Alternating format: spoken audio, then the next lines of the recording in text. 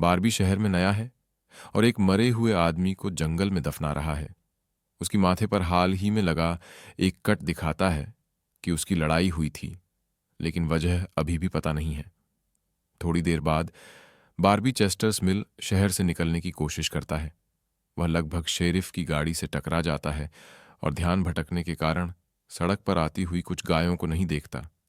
इसलिए उसे गाड़ी मोड़नी पड़ती है और वह एक खेत में जाकर अपनी कार ठोक देता है। जमीन के कांपना शुरू होने से ठीक पहले वह गाड़ी से बाहर निकलता है।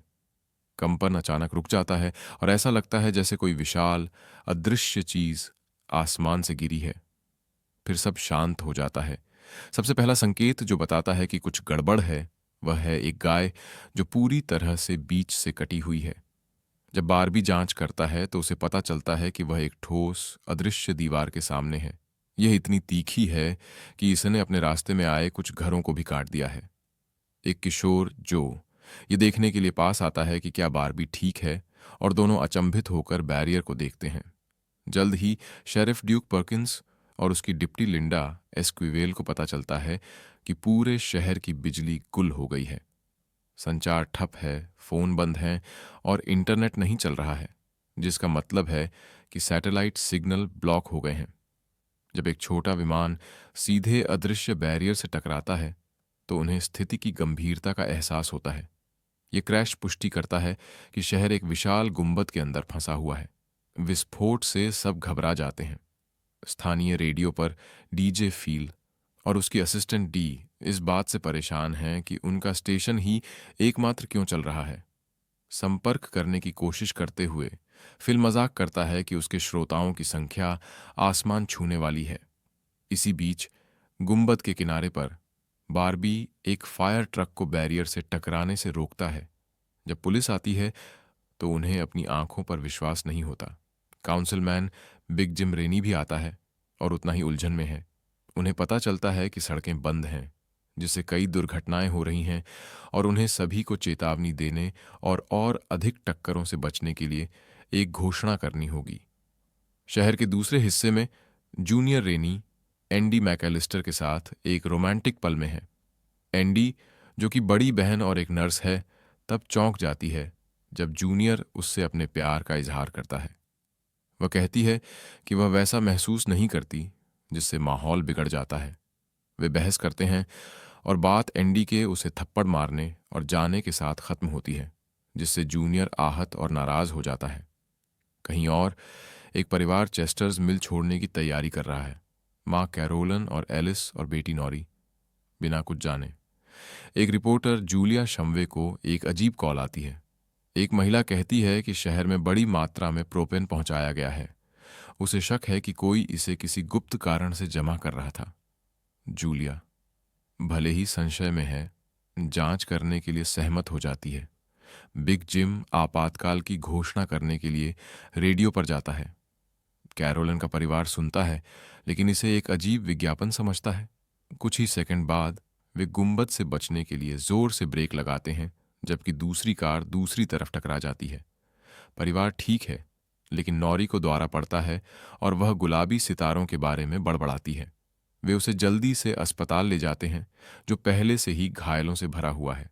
जूलिया और बारबी भी वहीं हैं और जूलिया को पता चलता है कि उसके पति ने उससे झूठ बोला था कि वह कहाँ था। बाहर बारबी और एंडी बात करते हैं और धूम्रपान करते हैं। जूनियर उन्हें दूर से देखता है और बहुत ईर्ष्या करता है। उसके लिए उसके प्रति उसकी भावनाएं एक खतरनाक जुनून बन गई हैं और उसे दूसरे आदमी के साथ देखकर वह आग बबूला हो जाता है। अमेरिकी सेना ने गुंबद के चारों ओर एक घेरा बना लिया है। वैज्ञानिक वहां हैं, लेकिन उनके पास कोई जवाब नहीं है। थोड़ी देर बाद बिग जिम की शेरिफ पर्किंस के साथ प्रोपेन के बारे में एक निजी बैठक होती है। वे गुप्त रूप से बात करते हैं, इशारा करते हैं कि उन्होंने शहर को सुरक्षित रखने के लिए कुछ किया है, और यह स्पष्ट हो जाता है कि वे दोनों जितना बताते हैं उससे कहीं अधिक जानते हैं। बारबी ने शहर में एक दिन रुकने की योजना बनाई थी और अब वह फंस गया है। उस रात जूनियर उससे भिड़ता है और उसे धमकी देता है।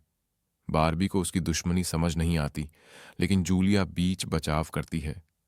इसी बीच किशोर आपातकाल को नजरअंदाज करते हुए एक पार्टी करते हैं। जो वहां है और अचानक गिर जाता है और उसे द्वारा पड़ता है, वही बात कहता है जो नौरी ने कही थी कि गुलाबी सितारे गिर रहे हैं। एंडी घर पर है जब जूनियर घुस आता है और उसे अगवा कर लेता है। वह उसे अपने पिता बिग जिम के एक बम आश्रय में ले जाता है। कहता है कि उसके व्यामोही पिता ने उसे सुरक्षित रखने के लिए वह जगह बनाई थी। अपने घर वापस आकर जूलिया बार्बी को ठहरने के लिए जगह देती है। हालात तब गंभीर हो जाते हैं जब बार्बी जूलिया के पति की एक तस्वीर देखता है और पहचानता है कि वह वही आदमी है जिसे उसने मारा और दफनाया था। गश्त के दौरान शेरिफ पर्किंस का पेसमेकर फट जाता है, जिससे उसकी तुरंत मौत हो जाती है। एक फ्लैशबैक में बार्बी जूलिया के पति से पैसे लेने आता है। आदमी पैसे देने से मना कर देता है। उनकी लड़ाई होती है और बार्बी गलती से उसे गोली मार देता है। ये जानते हुए कि कोई विश्वास नहीं करेगा, वह शव को दफना देता है।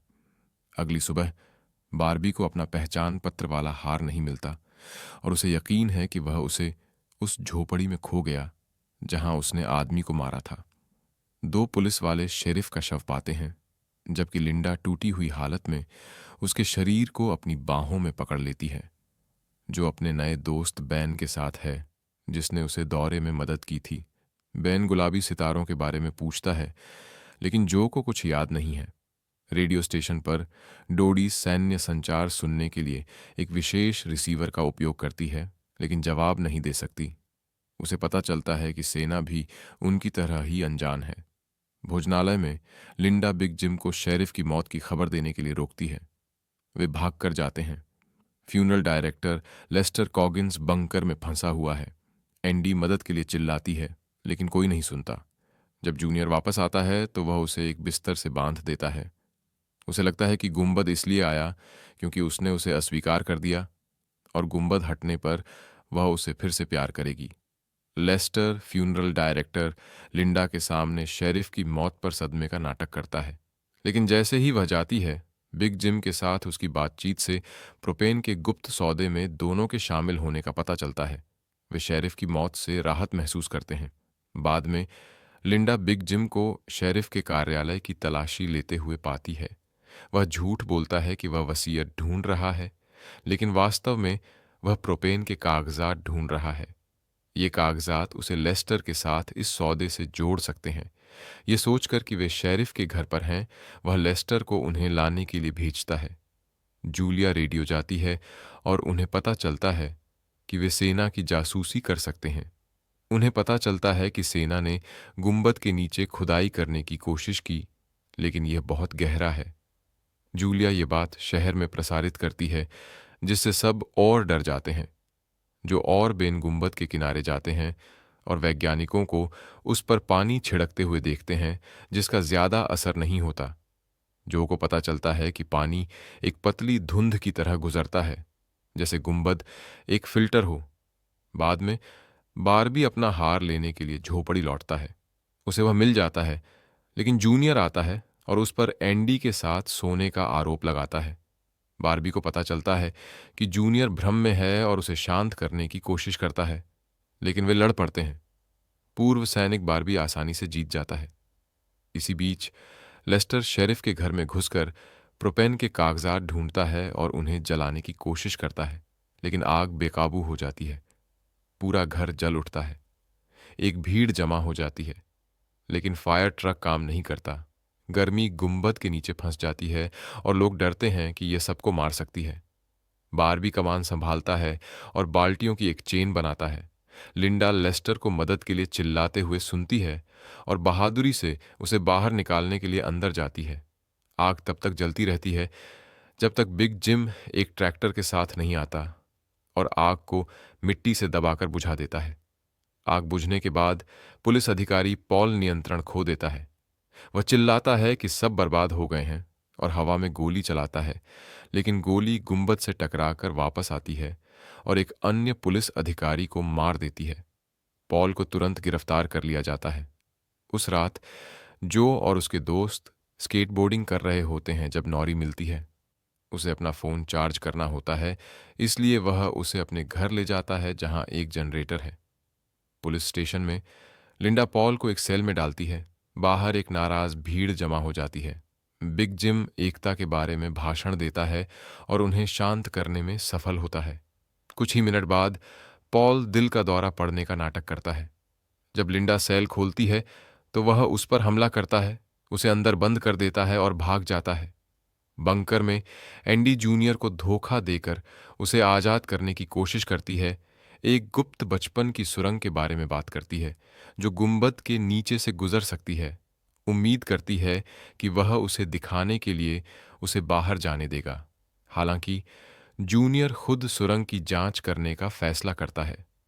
बिग जिम लिंडा को सेल में बंद पाता है और उसे आजाद करता है।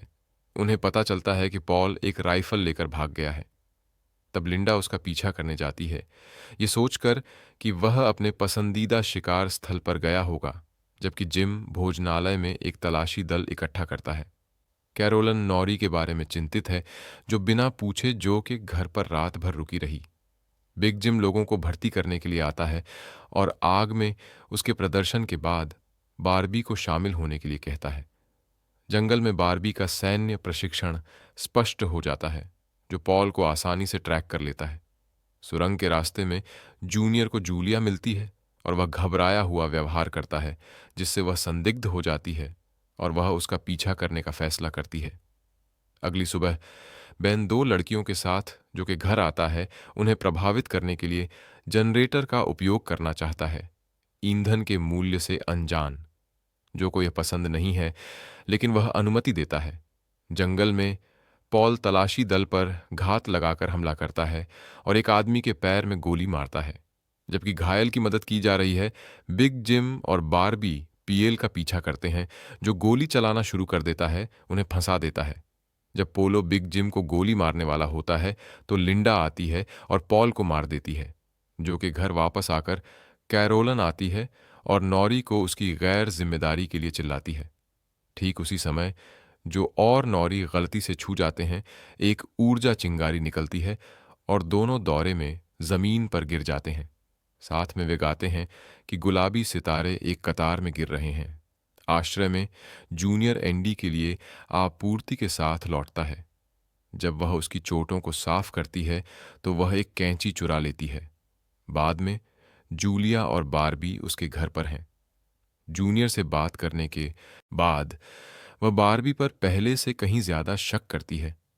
जब वह नहा रहा होता है तो वह जवाब ढूंढने के लिए उसके बैग की तलाशी लेती है। गुंबद के आने के 3 दिन बाद लोग नियंत्रण खो रहे हैं। जब बाहर के सैनिक चले जाते हैं तो चीजें और बिगड़ जाती हैं, जिससे दंगा होता है। हैरानी की बात यह है कि फ्यूनरल डायरेक्टर लेस्टर अराजकता को रोकता है। वह बाइबिल के छंदों का प्रचार करना शुरू कर देता है। कहता है कि गुंबद भगवान की सजा है और उन्हें इसे स्वीकार करना होगा। उसके शब्द कुछ समय के लिए लोगों को शांत करते हैं, लेकिन आपूर्ति खत्म होने के साथ यह केवल समय की बात है कि अराजकता वापस आ जाएगी। तनाव के बीच लिंडा बेहोश हो जाती है और उसे अस्पताल ले जाया जाता है। इसी बीच एंडी अभी भी आश्रय में फंसी हुई है। जब जूनियर खाना लाता है तो वह अपना मौका देखती है और छुपाई हुई कैंची से उस पर हमला करती है, लेकिन कोशिश बेकार है। जूनियर आसानी से बच जाता है। वह अपने जुनून को दोहराता है, कहता है कि जब तक वह उससे प्यार करना नहीं सीख जाती तब तक वह बंकर में रहेगी। उसके जाने के बाद एंडी ध्यान आकर्षित करने के लिए पाइपों पर वार करती है। एक पाइप टूट जाता है और बंकर में पानी भरना शुरू हो जाता है। पानी की ताकत उसे गिरा देती है और वह बेहोश हो जाती है। जूलिया अपने पति के साथ क्या हुआ इसकी जांच जारी रखती है। उसे डीजे फील के ट्रेलर के पास उसकी कार मिलती है और वह उससे पूछने जाती है। फील मानता है कि पीटर ने गुंबद से ठीक पहले कार बेच दी थी। वह बारबी का दोस्त होने का भी जिक्र करता है। यह साबित करता है कि उसने शहर में पूरी तरह से अजनबी होने के बारे में झूठ बोला था। बातचीत तब बाधित होती है जब फिल लिंडा की तरह बेहोश हो जाता है। उसे अस्पताल ले जाया जाता है, जो उन्हीं लक्षणों वाले कई रोगियों से निपट रहा है। जो और नॉरी भी वहीं हैं और उनके दौरे के बाद उनकी माँ एलिस और कैरोलन बहुत चिंतित हैं। एलिस डॉक्टर होने के नाते अधिक काम करने वाले कर्मचारियों की मदद करती है। एक महामारी फैलती दिख रही है, लेकिन अस्पताल में आपूर्ति लगभग खत्म हो चुकी है। एलिस और नर्सें बिना रुके काम करती हैं। जूलिया बारबी से उसके झूठ के बारे में पूछती है, लेकिन इससे पहले कि वह समझा पाता, वह भी बीमार पड़ जाती है और बेहोश हो जाती है। एलिस को मेनिंजाइटिस का शक है, लेकिन वह पुष्टि नहीं कर सकती। बिग जिम जूनियर को एक बंदूक देता है और उसे अस्पताल में पहरे पर रखता है। उसका काम यह सुनिश्चित करना है कि कोई भी बीमार व्यक्ति बाहर न जाए, जिससे बीमारी फैलने से रोका जा सके। इसके बाद जिम और बारबी और अधिक आपूर्ति लेने के लिए फार्मेसी जाते हैं। जब जूलिया जागती है तो वह यह जानने की मांग करती है कि बारबी उसके पति को कैसे जानता है। वह आखिरकार सच्चाई का एक हिस्सा बताता है। वह एक सट्टेबाज के लिए काम करता है और पीटर से एक बड़ा कर्ज वसूलने आया था। जूलिया सदमे में है, लेकिन बारबी अभी भी यह छिपाता है कि लड़ाई उसके पति की मौत के साथ खत्म हुई थी। उस रात बिग जिम को लेस्टर अपने घर पर इंतजार करता हुआ मिलता है। वह अवैध प्रोपेन सौदे से अपने हिस्से का पैसा वापस करना चाहता है। यह पता चलता है कि वे शहर के प्रोपेन को गुप्त रूप से बाहर के लोगों को ड्रग्स बनाने के लिए बेच रहे थे। भगवान की सजा में विश्वास करते हुए लेस्टर एक साफ अंतःकरण चाहता है।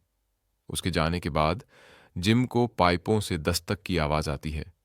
वह आवाज का पीछा करते हुए बंकर तक पहुंचता है और एंडी को जंजीरों में पाकर हॉरिफाइड हो जाता है।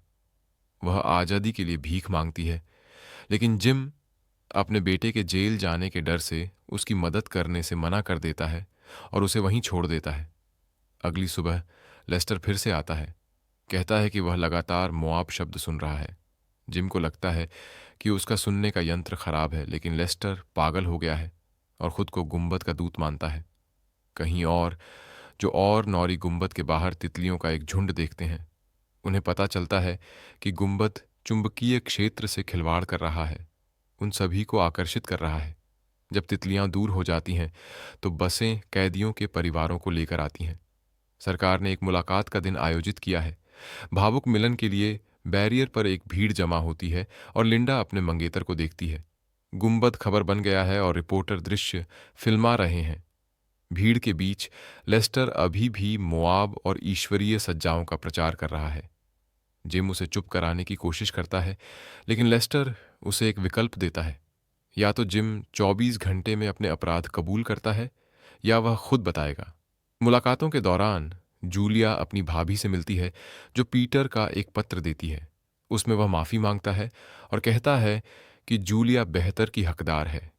टूटे दिल से वह मान लेती है कि वह कर्ज के कारण भाग गया था। दिन के अंत में सेना आगंतुकों को दूर भेज देती है। बारबी एक पुराने आईडी का उपयोग करके एक सैनिक से बात करता है, जो कहता है कि उन्हें स्थायी रूप से क्षेत्र को साफ करने के आदेश मिले हैं। ये बारबी को सचेत करता है। वह इसे लेस्टर ने जो कहा था उसे जोड़ता है और महसूस करता है कि मोआब, MOAB, सभी बमों की मां, मदर ऑफ ओनल बॉम्ब्स का संक्षिप्त रूप है। सेना गुंबद पर एक विशाल मिसाइल दागने वाली है, शायद इसलिए कि इसका चुंबकीय क्षेत्र समस्याएं पैदा कर रहा है। मुलाकात सिर्फ एक विदाई थी। बारबी दौड़कर जूलिया, लिंडा और जिम को बताने जाता है। साथ में वे शहर को एक भूमिगत सुरंग में छिपने की चेतावनी देते हैं। ये मानते हुए कि वे मरने वाले हैं, जिम आखिरकार एंडी को आजाद कर देता है। वह जो को चेतावनी देने के लिए घर भागती है, लेकिन उसे नहीं ढूंढ पाती है। इसके बजाय जूनियर एक कमरे में बंदूक के साथ है।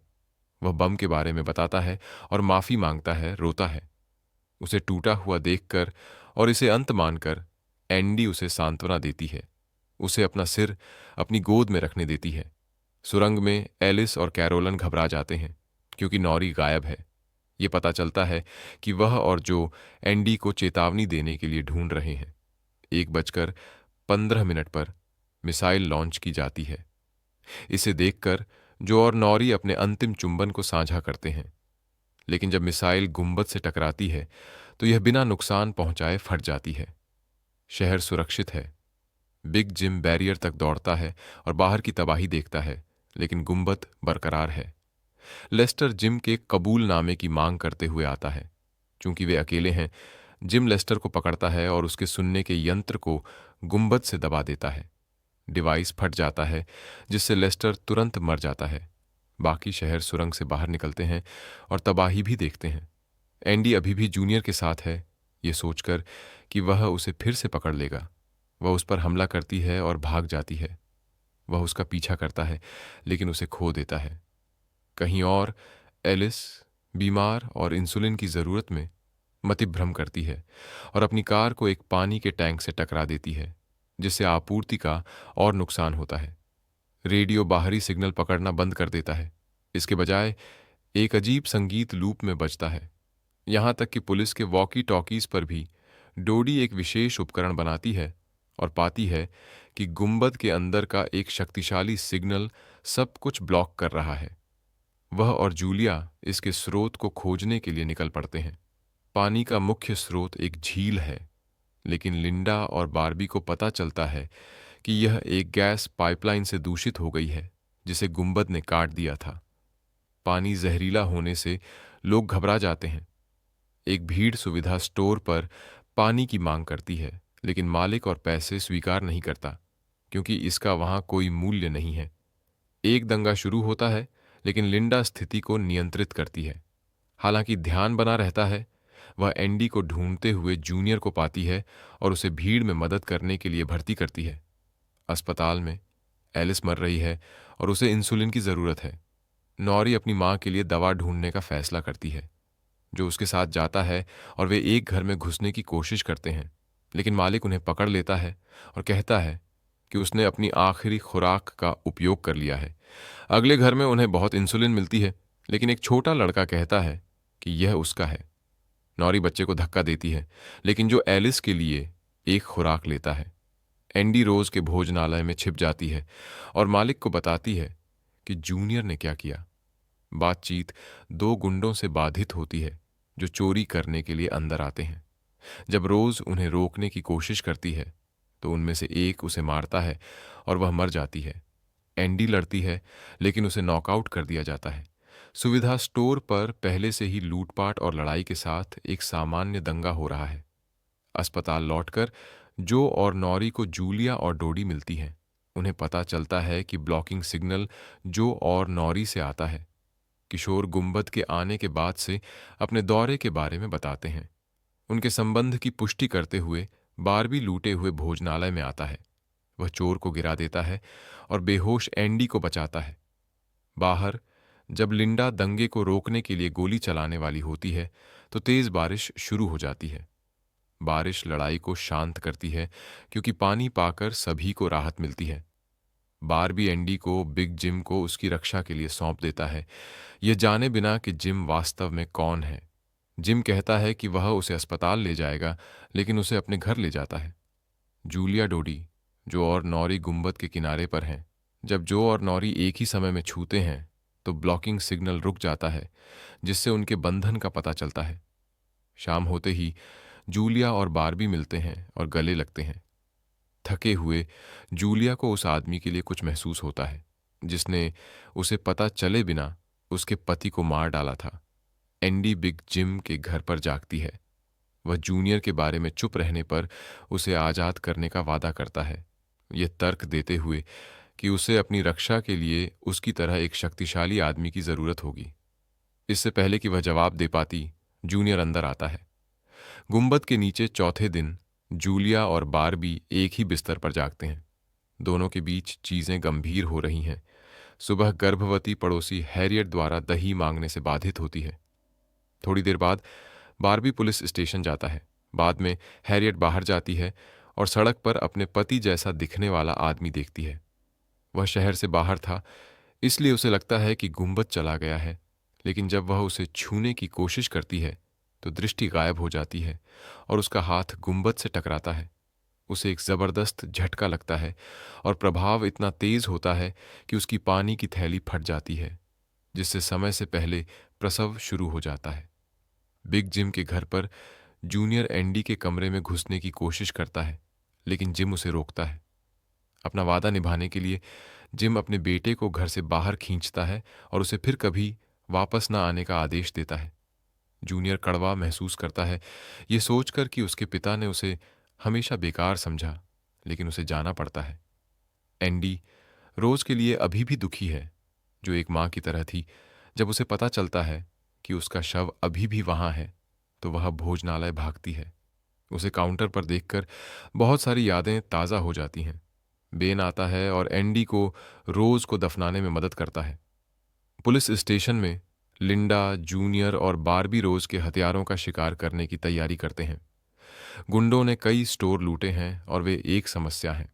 एंडी को चोट पहुंचाने के लिए जूनियर गुस्से में उन्हें मारना चाहता है, लेकिन लिंडा सख्त है और आदेश देती है कि वह केवल तभी जानलेवा बल का उपयोग करे जब बिल्कुल जरूरी हो। इस बीच अली, एक चिड़चिड़ा किसान, शहर के एकमात्र कुएं का मालिक है, जिसका जिम के साथ प्रोपेन के बदले पानी का सौदा था। लेकिन वह पीछे हट जाता है और कहता है कि प्रोपेन अब उसका है। जब जिम टैंकों के पास जाता है तो अली का एक बंदूकधारी आदमी उसे चले जाने के लिए कहता है। जिम अभी के लिए पीछे हट जाता है, लेकिन इसे जाने नहीं देगा। दूर जो और नौरी गुंबद के साथ अपने संबंध का पता लगाने की कोशिश करते हैं, जो सिद्धांत देता है कि गुंबद एक परमाणु की तरह है। यदि किनारा खोल है तो केंद्र या नाभिक शहर के बीच में होना चाहिए। दोनों उसे खोजने के लिए एक कुत्ते के साथ निकलते हैं। खोज उन्हें एक खेत तक ले जाती है, लेकिन जब वे केंद्र के पास पहुंचते हैं तो कुत्ता किसी अदृश्य चीज से डरकर भाग जाता है। जो और नौरी अकेले खोज जारी रखते हैं। उसी समय जूलिया हैरियट को अस्पताल ले जाती है। रोज को मारने वाले गुंडों द्वारा यात्रा बाधित होती है। जब हैरियट सो रही होती है तो आदमी गैसोलीन चुराने की कोशिश करते हैं। बारबी समय पर आता है, लेकिन गुंडे भाग जाते हैं। वे हैरियट को जो के घर ले जाने का फैसला करते हैं, जहां एलिस एकमात्र डॉक्टर है।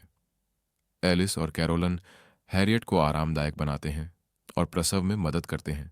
उपकरणों के बिना वे एलिस की क्षमता पर भरोसा करते हैं। जो और नौरी आखिरकार गुंबद का केंद्र ढूंढ लेते हैं। वहां उन्हें एक रहस्यमय काला अंडा के साथ एक दूसरा छोटा गुंबद मिलता है। इसे छूने पर उन्हें एलिस की एक दृष्टि मिलती है, जो उनके हाथ हटाने पर गायब हो जाती है। नौरी को लगता है कि उसकी मां खतरे में है और वह घर भागती है। बाद में ऑल्बिक जिम से अपनी जीत के बारे में शेखी बघारने आता है। वह कहता है कि जिम की तुलना में शहर ने उसे हमेशा उपेक्षित महसूस कराया और अब पानी और प्रोपेन को नियंत्रित करके वह साबित करेगा कि मालिक कौन है। गुंडों के ठिकाने पर लिंडा और जूनियर उन्हें गिरफ्तार करने के लिए अंदर जाते हैं। आदमी वापस लड़ते हैं और लिंडा को एक को मारने के लिए मजबूर होना पड़ता है। दूसरा अपनी जान की भीख मांगता है, लेकिन जूनियर उसे ठंडे खून से मार देता है। इस बीच प्रसव सफल होता है। हैरियट एक स्वस्थ बच्ची को जन्म देती है और उसका नाम एलिस रखती है। लेकिन खुशी का पल तब बर्बाद हो जाता है जब असली एलिस को दिल का दौरा पड़ता है और वह बेहोश हो जाती है। शाम होते ही जिम प्रोपेन की समस्या को हल करने का फैसला करता है। वह गार्ड के ट्रक लोड करने का इंतजार करता है, निशाना साधता है और गोली मारता है। ट्रक फट जाता है, जिससे गार्ड की मौत हो जाती है। नौरी अपनी मां को मरते हुए देखने के लिए समय पर घर पहुंचती है। जो भी वहां है और एंडी को एक सप्ताह में पहली बार देखकर रिलीव्ड होता है। अपनी आखिरी सांसों के साथ एलिस कहती है कि यह किसी की गलती नहीं है और मर जाती है। जो टूटे दिल से नौरी को गुंबद पर चिल्लाते हुए देखता है, अपनी मां को वापस लाने की गुहार लगाता है। अगली सुबह बारबी एलिस के लिए एक कब्र खोदता है और रोज के सम्मान में उसे खुला रखने का दृढ़ संकल्प करता है। भोजनालय जाता है। चूंकि बिग जिम मालिक है, वह उससे जगह संभालने के बारे में पूछने जाती है। बाद में जिम अली के खेत पर जाकर सुलह करने की कोशिश करता है। शहर में भोजन की कमी है और उसे मदद की जरूरत है, लेकिन अली अपनी शक्ति का मजा लेता है और बदला लेने के लिए सभी को भूखा मारने की योजना बनाता है। ये महसूस करते हुए कि बात करना बेकार है, जिम्बल का उपयोग करने का फैसला करता है। वह लिंडा और बारबी को बुलाता है और एक कानून के बारे में बताता है जो सरकार को संकट में निजी संपत्ति लेने की अनुमति देता है। वह अली के खेत पर कब्जा करने की योजना बनाता है, लेकिन लड़ाई की उम्मीद करता है। जब वे पहुंचते हैं तो उनका स्वागत बंदूकधारियों द्वारा किया जाता है, जिनकी संख्या अधिक है। एक चेतावनी के रूप में एक आदमी एक पुलिस वाले के पैर में गोली मारता है, सबको चौंकाते हुए। जूनियर अली से सिर्फ अपने पिता को परेशान करने के लिए जुट जाता है। जिम के समूह को शर्मिंदा होकर पीछे हटना पड़ता है। घर पर अली जूनियर के दिमाग से खेलता है। कहता है कि उसकी मां ने हार मान ली थी, ये कोई दुर्घटना नहीं थी। जूनियर इस बात से नाराज है कि उसके पिता ने यह छिपाया था, ये मानते हुए कि जिम ने सोचा था कि वह सच्चाई का सामना करने के लिए कमजोर था। थोड़ी देर बाद बारबी विस्फोटक लगाने के लिए अली की संपत्ति में घुस जाता है। इससे पहले कि वह खत्म कर पाता, जिम और उसकी टीम आती है और गोलीबारी शुरू कर देती है। अराजकता बारबी को बम लगाने का कवर देती है। विस्फोट काम करता है और पानी को मोड़ दिया जाता है। भ्रम में जूनियर अपने पिता का सामना करता है और उसे नॉकआउट कर देता है। पानी के बिना अली के आदमी हार मान लेते हैं और उसे छोड़ देते हैं। अली जूनियर को एक राइफल देता है और उसे अपने पिता को मारने के लिए कहता है। तब जूनियर मांग करता है कि जिम ने अपनी मां के बारे में झूठ क्यों बोला। जिम कबूल करता है कि यह उसे दर्द से बचाने के लिए था और कहता है कि वह उससे प्यार करता है। तब जूनियर गोली नहीं चला पाता। जब अली जिम को मारने की कोशिश करता है तो जूनियर गोली चलाता है और उसे मार देता है, अपने पिता की जान बचाता है। कुछ समय बाद जिम और बारबी कार्यालय में हैं। बारबी मौतों से घृणित है और महसूस करता है कि जिम केवल शक्ति बनाए रखने के लिए शहर की परवाह करने का नाटक करता है। अगली सुबह जूलिया बारबी को अंडा दिखाने के लिए ले जाती है, लेकिन वे यह देखकर चौंक जाते हैं कि अंडा और मिनी गुंबद गायब हैं। बारबी को लिंडा का एक अत्यावश्यक कॉल आता है। टेड नामक एक व्यक्ति ने गलती से किसी को मार डाला जब वह अपनी संपत्ति पर एक नशेड़ी को डराने की कोशिश कर रहा था। वापसी से गुजर रहा नशेड़ी कबूल करता है कि वह मरे हुए फ्यूनरल डायरेक्टर लेस्टर से एक्सटसी खरीदता था। चौंक कर लिंडा और बारबी उसके घर की तलाशी लेते हैं और ड्रग्स बनाने के उपकरण पाते हैं। उन्हें पता चलता है कि प्रोपेन एक महत्वपूर्ण घटक है और शहर में बड़े स्टॉक को याद करते हुए उन्हें बिग जिम पर शक होता है। उसी समय जूनियर भोजनालय में एंडी को ढूंढता है। वह उसे चले जाने के लिए कहती है, लेकिन वह कसम खाता है कि वह उसे चोट नहीं पहुंचाना चाहता। वह इस विचार को दोहराता है कि गुंबद उसे अजीब तरह से व्यवहार करने के लिए मजबूर कर रहा है। एंडी को लगता है कि वह पागल है, लेकिन अचानक बेहोश हो जाती है और उसे दौरा पड़ता है, ठीक वैसे ही जैसे जो और नौरी गुलाबी सितारों के बारे में गाते हैं। उसी समय मैक्स प्रकट होती है। वह डीन की अवैध ऑपरेशन के लिए प्रोपेन की आपूर्ति करने वाली व्यवसायी और ड्रग डीलर थी। वह गुंबद के दिन उससे मिलने आई थी और तब से छिपी हुई थी। शहर को अराजकता में देखकर वह छिपने से बाहर आने और नियंत्रण लेने का फैसला करती है। इस बीच जूनियर एंडी को घर ले जाता है। वह घबरा रही है, डर रही है कि वह उसे फिर से पकड़ लेगा, लेकिन वह तब हैरान होती है जब वह उसे बस घर छोड़ देता है। वह दावा करता है कि उसे पहले से ही पता था कि वह बीमार पड़ जाएगी। अंदर वह जूलिया, जो और नौरी को अपने दौरे के बारे में बताती है। समूह को पता चलता है कि उनके एपिसोड जुड़े हुए हैं और गुंबद ने उन्हें चुना है। नौरी एंडी की पीठ पर एक तितली टैटू देखती है, जो गुंबद पर झुंड बनाने वाली तितलियों जैसा दिखता है, लेकिन कोई भी इस पर ध्यान नहीं देता। शहर को सुरक्षित बनाने के लिए जिम अतिरिक्त भोजन की पेशकश करते हुए बंदूकें वापस खरीदने का एक स्वयंसेवी कार्यक्रम शुरू करता है। वह जानता है कि जबरन आत्मसमर्पण काम नहीं करेगा। अंडे को खोजने के लिए बेताब जो और नौरी कुत्ते के साथ बाहर निकलते हैं, उम्मीद करते हैं कि वह गंध को ट्रैक करेगा। एंडी जूनियर को ढूंढने के लिए पुलिस स्टेशन जाती है, ये सोचकर कि उसके बीमार होने के साथ उसका जुनून का मतलब है कि वह कुछ जानता है। तब वह उसे घर ले जाता है और उसे अपनी मां की एक पुरानी पेंटिंग दिखाता है। एक सपना जो उसने एक पहाड़ी पर जूनियर का देखा था, जबकि गुलाबी सितारे गिर रहे थे। वह यह नहीं बताता कि वह दौरे के बारे में कैसे जानता था, बस कहता है कि उसे एक अजीब एहसास था। भोजनालय में बंदूक सौंपने का कार्यक्रम होता है। टेड्डी, गोलीबारी वाला लड़का, मना करने वालों में से एक है। बारबी और जिम उसके घर जाते हैं और उसे छोड़ने वाला पाते हैं, गुंबद के पहले दिन अपनी पत्नी की मौत का दोषी। जिम उसे ऐसा न करने के लिए मना लेता है और उसे अस्पताल भेजता है। इस बीच लिंडा प्रोपेन सौदे की जांच करती है और पूर्व शेरिफ को मैक्स के साथ एक सौदा करते हुए फुटेज देखती है। उसे यह स्वीकार करने के लिए मजबूर होना पड़ता है कि उसका गुरु भ्रष्ट था। बाद में मैक्स बारबी से मिलती है और उसे चूमती है। ये पता चलता है कि वह उसकी पूर्व बॉस है और वह उसे बर्दाश्त नहीं कर सकता। उसके पास उन दोनों के बारे में गंदगी है जो उसे शक्ति देती है। जब वह उसे अकेला पाती है तो वह पीटर को मारने के बारे में उसका सामना करती है।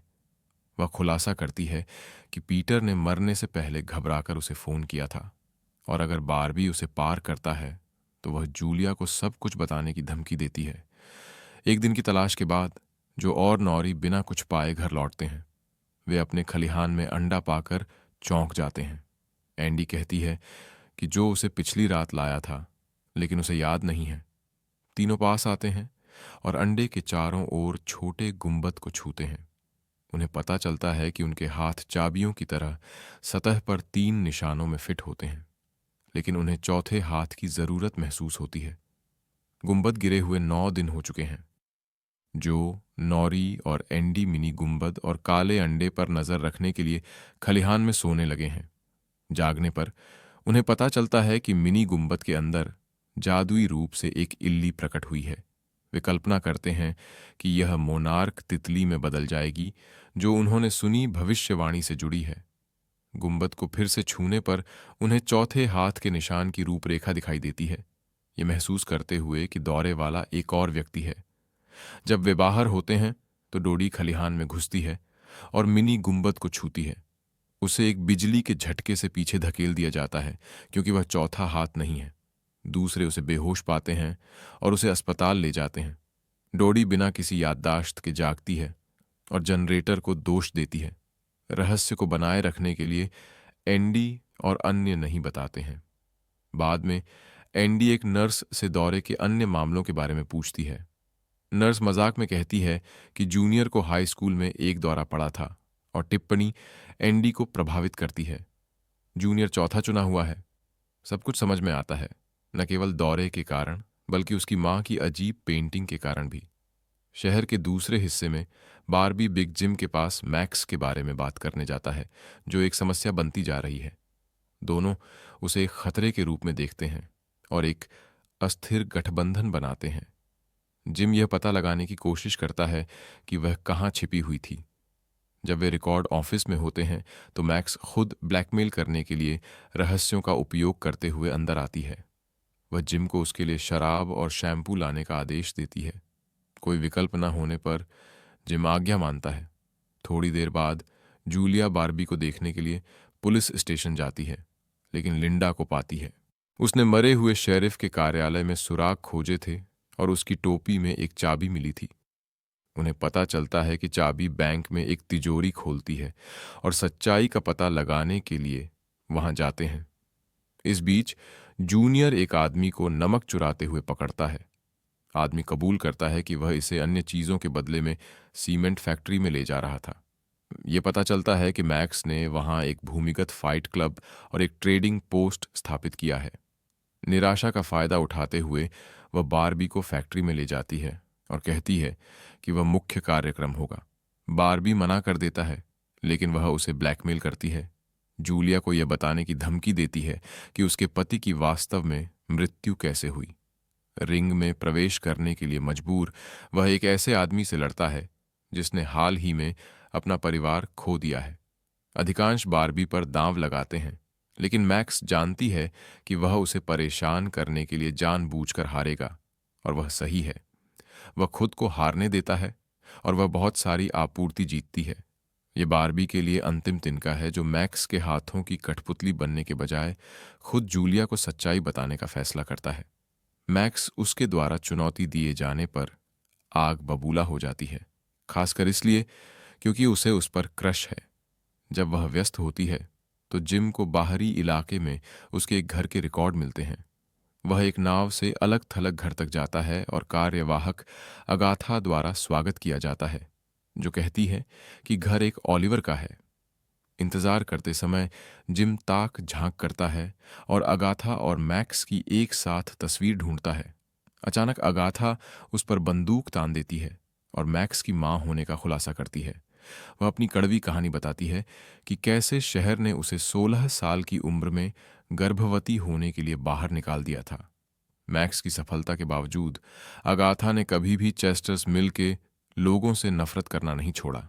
लेकिन शांत जिम उसके हाथ को कांपते हुए देखता है और अनुमान लगाता है कि उसने कभी किसी को नहीं मारा है।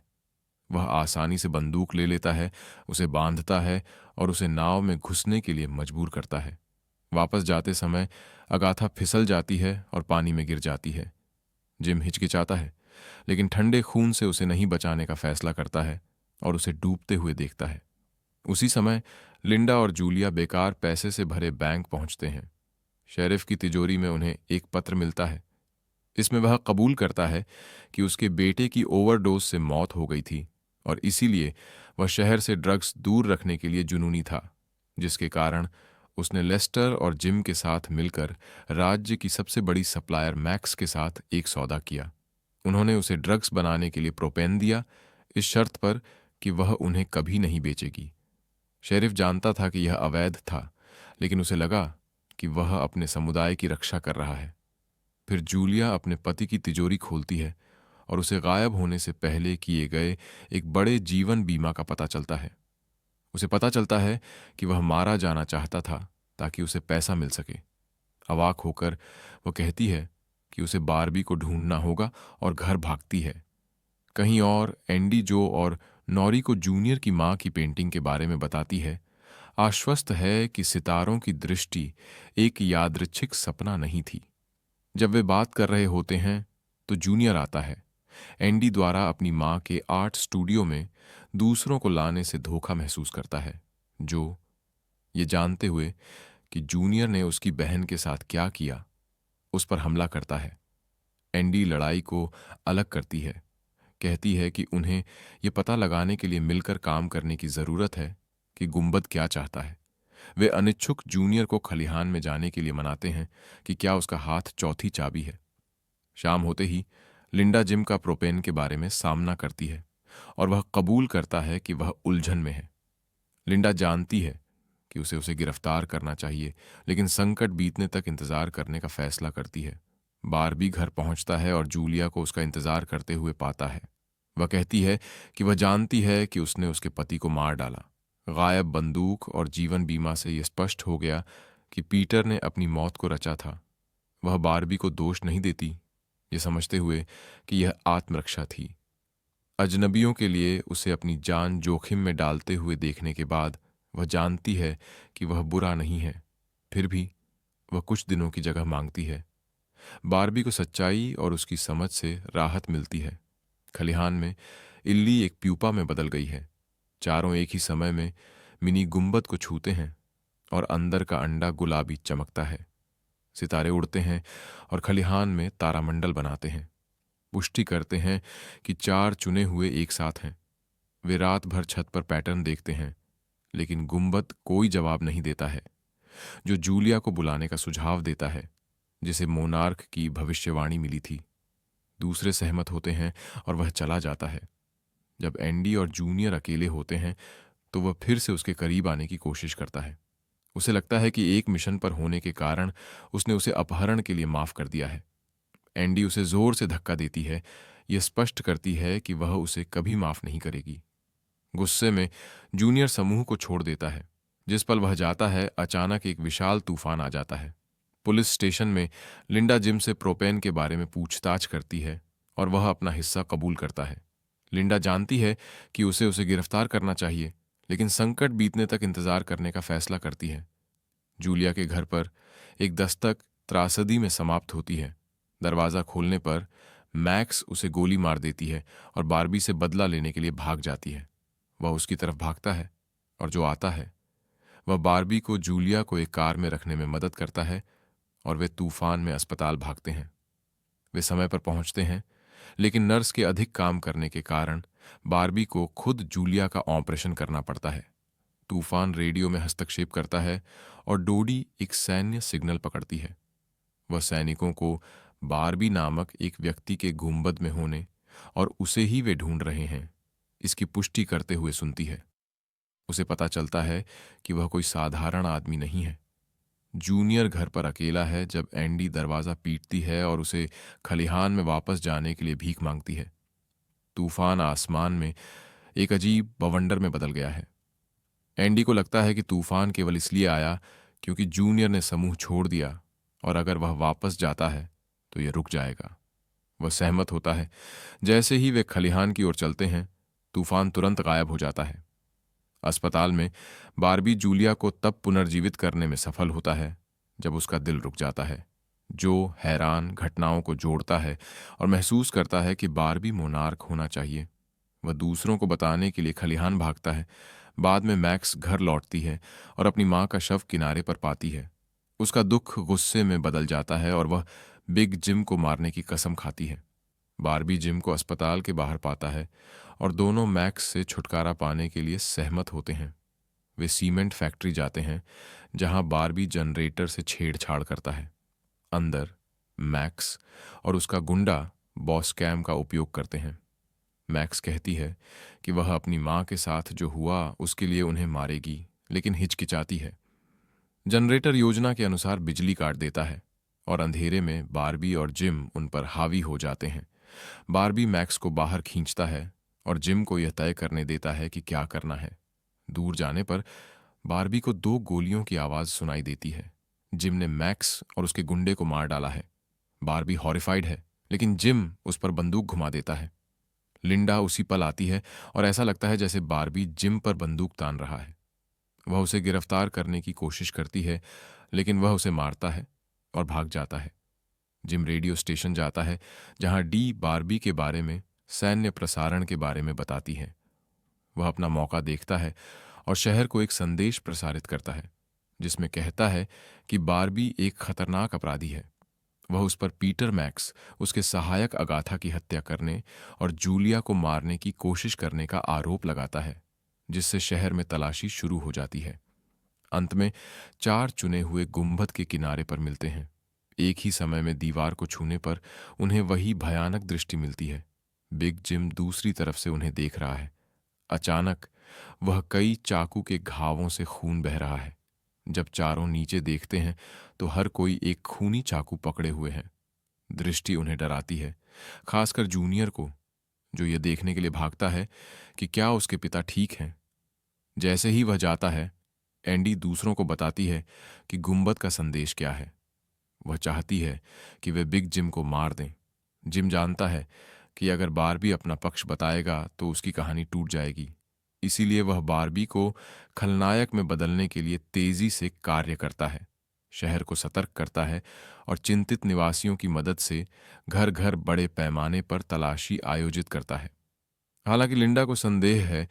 जिम ने उसे हेर फेर करके यह सोचने के लिए मजबूर कर दिया है कि वह अच्छा आदमी है। जूलिया अभी भी कोमा में है, लेकिन डॉक्टर कहते हैं कि वह खतरे से बाहर है और कुछ दिनों में जाग जाएगी। रेडियो स्टेशन पर डोडी अभी भी गुप्त सैन्य चैनलों को सुनती है। वह सैनिकों को बारबी और उससे संपर्क करने की जरूरत के बारे में बात करते हुए सुनती है। वे एक काले अंडे का भी जिक्र करते हैं। वाक्यांश डोडी को मिनी गुंबद पर अंडे से लगे झटके को याद दिलाता है। वह फोन की जांच करती है और बेहोश होने से पहले अंडे की जो तस्वीर उसने ली थी वह पाती है। ये जाने बिना कि वह खलनायक है, वह जिम को दिखाने के लिए दौड़ती है। खलिहान में एंडी, जो और नौरी अंडे को देखते हैं। वे जिम की मौत की दृष्टि को समझने की कोशिश करते हैं। एंडी को लगता है कि उन्हें उसे मार देना चाहिए, लेकिन वे फंसे हुए हैं। चूंकि जूनियर चौथा सदस्य है, वे उसे अपने खिलाफ खड़ा करने का जोखिम नहीं उठा सकते। अभी के लिए वे तितली के निकलने का इंतजार करने का फैसला करते हैं। चौकसी कैरोलन द्वारा बाधित होती है, जो अंडे को चमकते हुए देखती है। नौरी अपनी मां को सब कुछ समझाती है और पुलिस को न बताने की गुहार लगाती है। कैरोलन जानती है कि जिम भरोसेमंद नहीं है और रहस्य रखने के लिए सहमत हो जाती है। इस बीच जूनियर अपने पिता को ढूंढता है और उसे गले लगाता है। दृष्टि के बाद उसके ठीक होने से रिलीव्ड होता है। इससे वह अपने पिता की और भी रक्षा करना चाहता है। जिम इसका उपयोग करता है और जूनियर को जूलिया की अस्पताल में निगरानी करने का आदेश देता है ताकि बारबी उसे फिर से चोट न पहुंचा सके, यह स्पष्ट करते हुए कि जूनियर को उसके जागते ही उसे बताना चाहिए। जिम उसके सच बताने से पहले उस तक पहुंचना चाहता है। एक बार फिर जूनियर अपने पिता पर भरोसा करता है। बाद में डोडी जिम को ढूंढती है और उसे बताती है कि उसने क्या सुना। वे रिकॉर्डिंग सुनने के लिए स्टेशन जाते हैं। जिम को अंडे के बारे में पता चलता है और वह जो कि खलिहान में है। चीजें तब बिगड़ जाती हैं जब वे सैनिकों को जिम द्वारा पादरी को मारने का जिक्र करते हुए सुनते हैं। डोडी अवाक रह जाती है। वह घबराकर पूछती है कि उसने कितने लोगों को मारा है। पकड़े जाने का एहसास होने पर जिम सब कुछ कबूल करता है। फिर वह डोडी को मार देता है और सबूत नष्ट करने के लिए रेडियो में आग लगा देता है। जब लिंडा को आग लगने का पता चलता है तो वह और फील डोडी के सबसे अच्छे दोस्त बारबी को दोषी ठहराते हैं, क्योंकि डोडी उसका शिकार कर रही थी। उसी समय बारबी एंडी को ढूंढता है और उसे चेतावनी देता है कि जूलिया खतरे में है। जागने पर वह जिम के झूठ को उजागर करने वाली अकेली है। बारबी जानता है कि उसे जिम से पहले उस तक पहुंचना होगा। एंडी मदद करने के लिए सहमत होती है और उसे एक पिछले दरवाजे से अस्पताल में घुसने देती है। वह जूनियर को विचलित करती है, जिससे बारबी को बेहोश जूलिया को एम्बुलेंस में ले जाने का समय मिल जाता है। जूनियर को पता चलता है कि क्या हो रहा है और वह लिंडा को फोन करता है। बारबी एंडी को एम्बुलेंस को दूर भगाने के लिए कहता है, जबकि वह पुलिस वालों से निपटता है। योजना काम करती है। एंडी जूलिया के साथ भाग निकलती है और तलाशी सुनने के लिए पुलिस रेडियो का उपयोग करती है। लिंडा बारबी का सामना करती है और फील की मदद से, जो उसे नॉकआउट कर देता है, उसे गिरफ्तार कर लिया जाता है। कहीं और नॉरी और जो अंडे को बेन के घर ले जाते हैं, जिसे तलाशी दल पहले ही जांच चुका है, क्योंकि खलिहान अब बहुत जोखिम भरा है। बेन अंडे को अपने कमरे में छिपाने के लिए सहमत होता है। थोड़ी देर बाद जिम और उसकी टीम खलिहान में आती है, लेकिन कैरोलन रास्ते में खड़ी हो जाती है। वह तर्क देती है कि मालिक के बिना तलाशी अवैध है, लेकिन जिम को परवाह नहीं है और वह अपने आदमियों को अंदर जाने का आदेश देता है। जब जो और नौरी आते हैं तो उन्हें भी पकड़ लिया जाता है। जिम खलिहान में घुसता है, लेकिन उसे खाली पाता है। गुस्से में वह मांग करता है कि वे बताएं कि अंडा कहाँ है, लेकिन वे न जानने का नाटक करते हैं। तब वह उन्हें गिरफ्तार कर लेता है। बाद में उन्हें बोलने के लिए मजबूर करने की योजना बनाता है। उसे यह सुनिश्चित करने की जरूरत है कि सच्चाई जानने वालों जैसे जूलिया और बारबी को खत्म करने से पहले गुंबद न गिरे। सेल में जो और नौरी भागने की योजना बनाने की कोशिश करते हैं। जिम अंदर आता है और उन्हें फिर से धमकाता है। तब नौरी उसे कायर कहती है, जिससे वह इतना नाराज होता है कि वह उसके सेल में घुस जाता है। वह उसे एक तात्कालिक चाकू से वार करने की कोशिश करती है, लेकिन वह बच जाता है। वह जाने से पहले उसे आखिरी मौका देता है। उसी समय लिंडा बारबी को पुलिस स्टेशन ले जाती है, उसे एक सेल में बंद कर देती है और उसे जंजीर से बांध देती है। घबराया हुआ जिम पूछता है कि क्या जूलिया को ले जाते समय वह जाग रही थी, लेकिन लिंडा को नहीं पता। बेन के घर पर अंडा एक तीखी आवाज करता है, जिससे उसे सिरदर्द होता है। वह इसे कंबलों में लपेट देता है, जो कि वापस आने का इंतजार करता है। बाद में जिम सेल में बारबी का सामना करता है और मांग करता है कि वह हत्याओं को कबूल करे। वह जो नौरी और जूलिया के जीवन को धमकी देता है, जिससे बारबी सहमत होने के लिए मजबूर हो जाता है। इसके साथ जो और नौरी को रिहा कर दिया जाता है। जिम लिंडा को उनका पीछा करने का आदेश देता है, यह अनुमान लगाते हुए कि वे उसे मिनी गुंबद तक ले जाएंगे। बाद में जूनियर अपने पिता से सवाल करता है। जूलिया से पहले बात करने के अपने जुनून को अजीब पाता है, इस बात को ध्यान में रखते हुए कि बारबी ने पहले ही कबूल कर लिया है।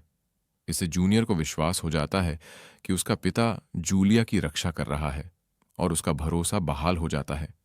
कहीं और जूलिया जागती है और कहती है कि मैक्स ने उसे गोली मारी थी। जिम की योजना को महसूस करते हुए वह जानती है कि उसे सच बताना होगा। जो नौरी और कैरोलन बेन के घर पहुंचते हैं और अंडे की आवाज सुनते हैं, उसे चमकते और हिलते हुए देखते हैं। लिंडा, जो उनका पीछा कर रही थी, वह भी अंडे को देखती है। कैरोलिन तर्क करने की कोशिश करती है, लेकिन लिंडा नहीं सुनती। अचानक प्यूपा खुल जाता है और मोनार्क तितली बाहर निकलती है, कमजोर और फंसी हुई दिखती है। पुलिस स्टेशन के बाहर बारबी के कबूलनामे के लिए एक भीड़ जमा होती है, लेकिन बोलते समय वह जिम को देखता है और खुद को निर्दोष घोषित करता है। जिम इनरेज्ड होकर उसे अंदर खींचता है। बेन के घर पर मिनी गुंबद काला हो जाता है और तितली बेहोश हो जाती है। उसी पल विशाल गुंबद भी काला हो जाता है, शहर को दिन के उजाले में अंधेरे में डुबो देता है। लिंडा संदिग्ध मिनी गुंबद को छूती है और उसे दीवार से फेंक दिया जाता है, जिससे दूसरों को अंडे के साथ भागने का मौका मिल जाता है। जूनियर आता है और उन्हें भागने में मदद करता है। इस बीच जूलिया खाली पुलिस स्टेशन पहुंचती है और बारबी को आज्ञात करती है। फेल उन्हें रोकने की कोशिश करता है, लेकिन बंधी होने के बावजूद बारबी उसे गिराने में सफल हो जाता है। भागते समय जो उन्हें रेडियो पर बुलाता है और एक गुप्त स्थान पर मिलने का समय तय करता है, जिसे केवल एंडी जानती है। जिम और लिंडा सुनते हैं, लेकिन नहीं जानते कि यह कहाँ है। थोड़ी देर बाद 4 चुने हुए बारबी और जूलिया सीमेंट फैक्ट्री में मिलते हैं। जूनियर बारबी पर हमला करने की कोशिश करता है, लेकिन उसे याद दिलाया जाता है कि बारबी मोनार्क हो सकता है। जूलिया जूनियर को पुष्टि करती है कि बारबी ने उसे गोली नहीं मारी, और समूह उसे यह दिखाने की कोशिश करता है कि उसका पिता कौन है, लेकिन जूनियर प्यार और भरोसे से अंधा है।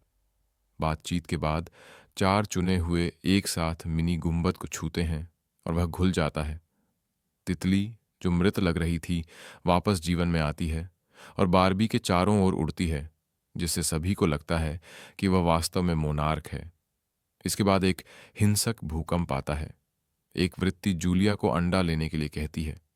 जैसे ही वह ऐसा करती है, कंपन रुक जाता है। तितली उसके हाथों में अंडे पर बैठ जाती है। यह खुलासा करती है कि जूलिया ही असली मोनार्क है। कहीं और जिम बारबी के लिए एक सार्वजनिक फांसी की योजना बनाता है। झूठे न्याय के प्रदर्शन से अपनी शक्ति को मजबूत करना चाहता है। वह फांसी का तख्ता बनाने में फील की मदद लेता है। बच्चों की तलाश में लिंडा खलिहान जाती है। उसे छत पर तारामंडल और गुलाबी सितारे गिर रहे हैं वाक्यांश मिलता है। वह जिम को बताती है, जो हिल जाता है। उसकी दिवंगत पत्नी ये वाक्यांश कहती थी। अर्थ जानने के लिए वह लिंडा को अपनी पत्नी के आर्ट स्टूडियो में ले जाता है और एक पुरानी पेंटिंग दिखाता है। यह एक काले अंडे की पेंटिंग है जिस पर सितारे गिर रहे हैं। यह स्पष्ट हो जाता है कि जिम के परिवार का गुंबद से गहरा संबंध है। फैक्ट्री में वापस जूनियर पुलिस को अंडा सौंपने की मांग करता है, यह न समझते हुए कि उसका पिता इसे नष्ट कर देगा। जब वे मना करते हैं तो वह बंदूक निकालता है। बारबी उसे गिरा देता है, जिससे दूसरों को अंडे के साथ भागने का समय मिल जाता है, लेकिन उसे गिरफ्तार कर लिया जाता है। जूलिया और बच्चे जंगल में मिलते हैं और अंडे से पूछते हैं कि क्या करना है। नॉरी की मां एलिस की एक प्रेतवाधित छवि प्रकट होती है। वह बताती है कि वह असली एलिस नहीं है, बल्कि एक संदेशवाहक है। संदेश सरल है, किसी भी कीमत पर अंडे की रक्षा करें, और आपको बाद में पता चलेगा कि क्यों। पुलिस स्टेशन में जिम बारबी को उसकी फांसी के बारे में ताना मारता है। वह जवाब देता है कि एक दिन शहर उसके साथ भी ऐसा ही करेगा। इस बीच जूलिया और समूह भोजनालय में छिप जाते हैं। वे रेडियो पर जिम को बारबी के जीवन को अंडे के बदले बदलने की पेशकश करते हुए सुनते हैं। बाद में जूनियर अपने पिता से हत्याओं के बारे में सामना करता है। जिम कबूल करता है, लेकिन कहानी को तोड़ मरोड़ कर पेश करता है, जिससे ऐसा लगता है कि उसने शहर की भलाई के लिए काम किया। भोला जूनियर अपने पिता का पक्ष लेता है, लेकिन मांग करता है कि अब कोई झूठ न हो। जूलिया समझती है कि शहर का भाग्य अंडे पर निर्भर करता है और मोनार्क के रूप में अपनी भूमिका स्वीकार करती है। वह जिम्मेदारी लेती है, दूसरों को आराम करने के लिए कहती है और अंडे के साथ रात में गायब हो जाती है। थोड़ी देर बाद शहर फांसी के लिए इकट्ठा होता है। बारबी फंदे के साथ फांसी के तख्ते पर है। ठीक उसी पल जूलिया झील पर एक नाव में है और अंडे को पानी में फेंक देती है। ये गुलाबी चिंगारियों की बारिश में फट जाता है, जो ऊंचाई पर उड़ते हैं, जिससे गुलाबी सितारों के गिरने का प्रदर्शन होता है। पूरा शहर फांसी के तख्ते पर मौजूद सभी लोग आश्चर्य से देखते हैं। दृष्टि उत्तोलक खींचे जाने से कुछ सेकंड पहले फांसी को बाधित करती है। गुलाबी ऊर्जा आसमान में फैल जाती है, जिससे पूरा गुंबद एक चमकदार चकाचौंध करने वाला सफेद हो जाता है। इस प्रकार 2013 की विज्ञान कथा और रहस्य श्रृंखला अंडर द डोम का पहला सीजन समाप्त होता है और मैं आपको अगले वीडियो में मिलूंगा।